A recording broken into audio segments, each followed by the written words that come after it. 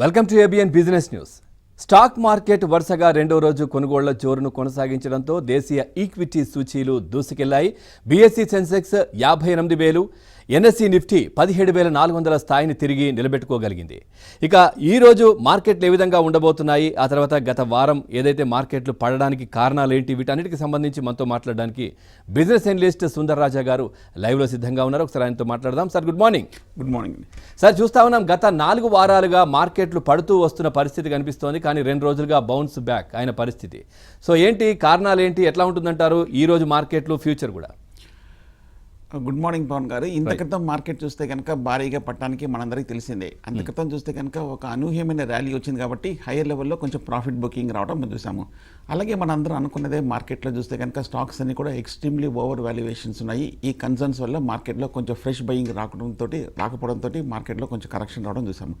అలాగే ఎఫ్ఐస్ కూడా చూస్తే కనుక లాస్ట్ 1 మంత్గా భారీగా అమ్మకాలు జరిపారు. నిన్న కూడా మార్కెట్ పెరిగినప్పటికీ విదేశీ సంస్థలు భారీగా అమ్మకాలు జరపడం కూడా మనం చూసాము. వాళ్ళు కొంచెం కనుక స్టెబిలైజ్ అయిపోయి కొంచెం మళ్ళీ బయింగ్ స్పీడ్లోకి వస్తే కనుక మార్కెట్లో మళ్ళీ కొంచెం ఒక ర్యాలీ వచ్చే అవకాశాలు కనిపిస్తుంది. కానీ మన లాస్ట్ కపుల్ ఆఫ్ వీక్స్గా చూస్తే కనుక విదేశీ సంస్థలు కొంచెం అమ్మకాలు జరిపినప్పటికీ ఇండియన్ ఫండ్స్ మటుకు కొంచెం కొనుగోలు చేస్తున్నారు. సో ఆ విషయంలో మనకు కొంచెం ఆప్టిమిస్టిక్గా ఉండొచ్చు అనుకోవచ్చు. సో టెక్నికల్గా చూస్తే కనుక మనం ఇంత క్రితం 1,500 పాయింట్ల వరకు భారీగా పడిన తర్వాత న్యాచురల్గా ఒక 17,000 స్థాయి దగ్గర కొంచెం మద్దతు తీసుకొని నిలకడగా ఉన్నట్టు కనిపిస్తుంది. సో మార్కెట్ కొంచెం కన్సాలిడేషన్లోకి వెళ్ళే అవకాశాలు కనిపిస్తుంది. తర్వాత సార్, నిఫ్టీ 1800 మార్క్ని టచ్ చేస్తుందంటారా? ఎక్స్పెక్ట్ చేయొచ్చా ఈ నెక్స్ట్ వీక్లో? ఓకే, నెక్స్ట్ వీకే మనం చెప్పలేము. ఎందుకంటే మనకి ఇప్పుడు మేజర్ అంశం మనకి మార్కెట్ని ప్రస్తుతానికి రియాక్ట్ అవుతుంది. ఒకటి మనకి కొత్త వైరస్ వేరియంట్ వస్తుంది కాబట్టి మనకి నిన్న ఇన్ఫ్యాక్ట్ మార్కెట్ తర్వాత మనకి 2 కేసులు నమోదైనట్టుగా వార్తలు వచ్చింది. మార్కెట్ ఇవాళ ఏ విధంగా తీసుకుంటుంది చూసుకోవాలి. బట్ బేసికల్గా పెద్దగా నెగిటివ్ రియాక్షన్ ఉండకపోవచ్చు అని చెప్పి మార్కెట్ వర్గాలు భావిస్తున్నారు. సో కాబట్టి మనం మార్కెట్ ఓవరాల్గా చెప్తే కనుక షార్ట్ టర్మ్లో చూస్తే కనుక 18,000 రావాలంటే కనుక మరింత ఒక పాజిటివ్ ట్రిగర్స్ రావాల్సి వస్తుంది. కానీ ఇవాళ వచ్చిన ప్రధానమైన వార్త చూస్తే కనుక మనకి 2 మేజర్ అంశాలు గమనించవచ్చు. క్రెడిట్ కార్డ్ స్పెండింగ్ కూడా మనకి లాస్ట్ మంత్ భారీగా పెరిగింది. 25% స్పెండింగ్ కన్సంప్షన్ పెరిగింది కాబట్టి సో మార్కెట్లో కూడా ఒక పాజిటివ్ అంశంగా భావించాలి. అలాగే ఇవాళ వచ్చిన ప్రధానమైన వార్త చూస్తే కనుక ప్రైవేటైజేషన్ గురించి కూడా మరింత పాజిటివ్ న్యూస్ రావడం మనం చూస్తున్నాము. నాన్ కోర్ సెక్టార్లో కూడా కొంచెం ప్రైవేటైజేషన్ ఆలోచనలు ఉన్నట్టు మార్కెట్ వర్గాలు చెప్తోంది. అంటే నాన్ కోర్ సెక్టర్ అంటే స్టీల్ కానీ, urban development, tourism, health care ఇటువంటి ఏరియాలో కూడా కొంచెం ప్రైవేటైజేషన్ చేయవచ్చు, రిఫార్మ్స్ రావచ్చు అనే వార్తలు రావడం కూడా మనం చూస్తున్నాం. సో ఈ 2 మార్కెట్కి సంబంధించిన వరకు పాజిటివ్గా అంశంగా భావించవచ్చు. అట్లాగే సార్, కొన్ని దేశాలు మీరు అంటున్నట్టుగా ఏదైతే థర్డ్ వేవ్కి సంబంధించి కూడా కొన్ని దేశాల్లో లాక్డౌన్ దిశగా కూడా వాళ్ళు వెళ్తున్న పరిస్థితి కనిపిస్తోంది. అలాంటి పరిస్థితి మనకు రావద్దు. కానీ విదేశాల్లో ఏదైతే లాక్డౌన్కి సంబంధించి అంతర్జాతీయ మార్కెట్ల ప్రభావం మన దేశంపైన ఎట్లా ఉంటుందంటారు?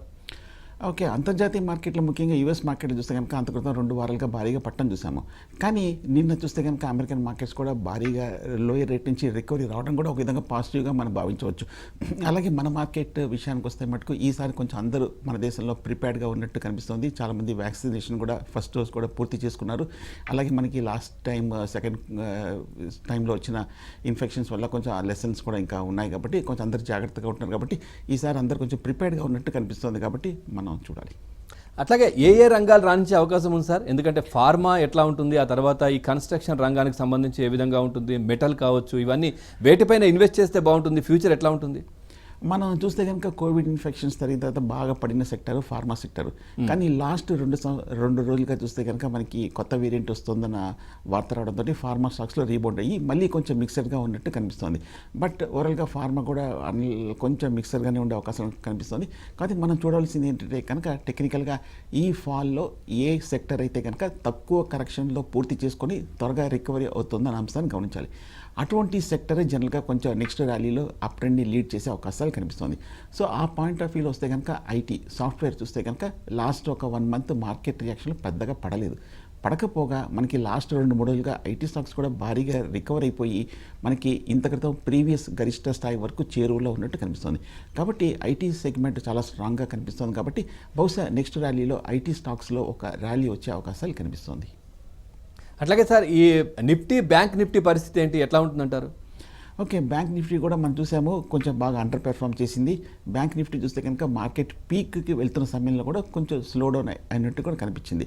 సో బ్యాంక్ నిఫ్టీ కూడా చూస్తే కనుక ప్రస్తుతానికి ఈ లెవెల్లో కొంచెం కన్సాలిడేషన్ ఉంది. ఈ 2-3 రోజులుగా నిఫ్టీ కొంచెం రికవరీ రీబౌండ్ అయినంతగా బ్యాంక్ నిఫ్టీలో అంతగా పెరగలేదు.